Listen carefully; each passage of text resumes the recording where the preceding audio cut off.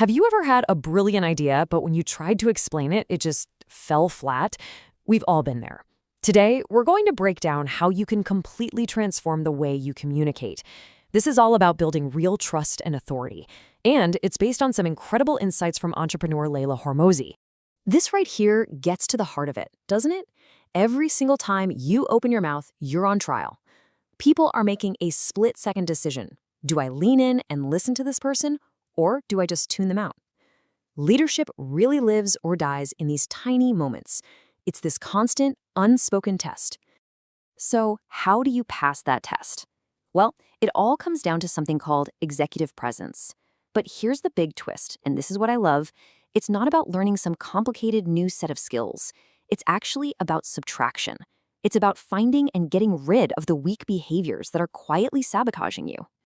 All right, so let's get really specific. We're going to walk through 5 of these exact behaviors that are absolutely killing your authority. Think of this as your cheat sheet for passing that unspoken leadership test every single time. The first couple of behaviors we're diving into are all about weak communication habits.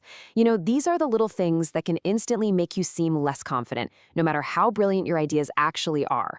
Let's start with number 1. First up, you have got to stop over-explaining. I mean it. You could have the single best idea in the room, but if you can't get it out clearly and concisely, you will always end up following someone who can. And here's why it just completely backfires. Hormozi tells this story about watching a recording of herself in a meeting and having this horrifying realization.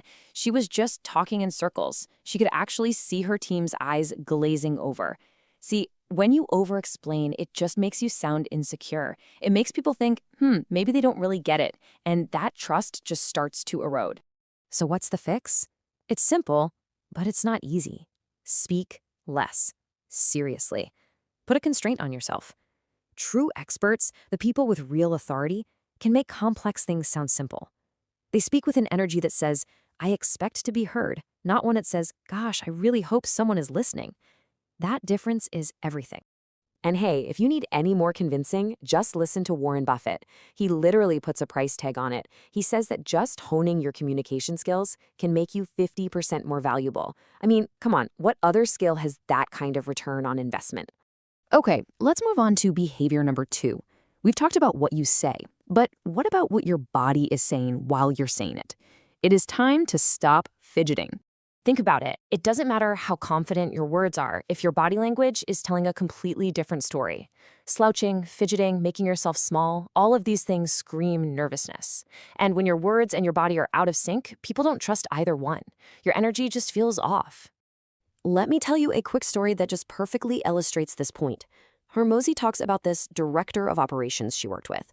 On paper, she was amazing at her job, a total pro at managing projects. But her authority was constantly being undermined by these little nervous habits. So whenever they were on a team call, she would just be constantly biting her nails or twirling her hair. These seem like such small things, right? But what they were signaling to everyone on that call was uncertainty and nervousness. And it's really hard for a team to confidently follow a leader who seems so unsure of themselves. And you know what the fix was?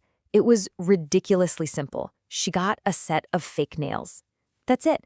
This one tiny change made it impossible for her to bite them, which broke the habit, and almost overnight, she just seemed so much more composed and confident. Sometimes the smallest change can make the biggest difference. Okay, so we've covered the communication habits you need to drop. Now, let's shift gears and talk about actions. The next set of behaviors are all about adopting the mindset of a leader and, more importantly, acting like one. Oh, this one is huge. You have to stop asking for permission. Look, leadership isn't a title that someone just gives you. It's a role you take. If you sit around waiting for someone to appoint you the leader, you are going to be waiting a very, very long time. Hormozi tells this perfect story from back in her college days. She was in a group project and it was going nowhere. It was totally stalled. No one was stepping up. So what did she do? She didn't ask what to do. She just went home and overnight, she built a full project plan, assigned roles, created a timeline, the whole thing. The next day, she walked in and just presented it. She didn't ask to be the leader. She just was. And guess what? The team immediately started looking to her for what to do next. And the reason this works so well is because we as human beings are just drawn to certainty like moths to a flame. When things are chaotic and confusing, the person who steps up and says, "Here is the path, let's go," is the person everyone will follow. Decisiveness makes people feel safe. Okay, on to the fourth behavior you've got to eliminate, and it's a tough one. You have to stop avoiding hard conversations. People may not call you out on it, but trust me, they are keeping score every single time you sidestep a difficult issue. That avoidance just eats away at their respect for you. Mark Zuckerberg really nailed it here. He said a leader's job is to be the truth teller, especially when that truth is something nobody wants to hear. Every single time you duck a tough conversation, you lose a little bit of your team's trust. So the fix here is to replace that avoidance with what Hormozi calls confrontation with composure. Now, this isn't about being aggressive or being a jerk. It's about being direct, honest, and calm. The best leaders don't run away from discomfort. They walk straight towards it because they know that's where the real problems get solved. And that brings us to our fifth and final behavior: stop being inconsistent. This is so critical. You just can't be trusted to lead other people if you can't even regulate yourself. If your team's day depends on what mood you woke up in, you're not a leader, you're a liability. I mean, look at the damage this can cause. Hormozi tells this story about a gym manager whose personal mood would just dictate the entire team's day. One day he was calm, the next, he was angry. Because he was so unpredictable, nobody on his team ever felt psychologically safe. They couldn't trust him, they didn't respect him, and you know what happened? All the good people eventually just left. So, we've walked through these 5 behaviors you need to cut out of your life. And what does it all really boil down to? What's the one common thread? It is all about building trust. You can really think of it in terms of these 3 simple pillars. First, there's clarity. Be concise, cut the fluff. Then there's calmness. Control your nonverbals, be grounded. And finally, conviction.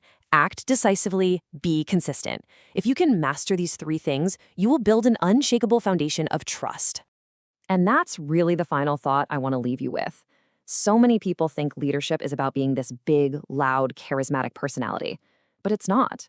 At the end of the day, true executive presence is simply about being someone that other people trust to lead. So the real question you have to ask yourself is, are you busy eliminating the behaviors that are breaking that trust?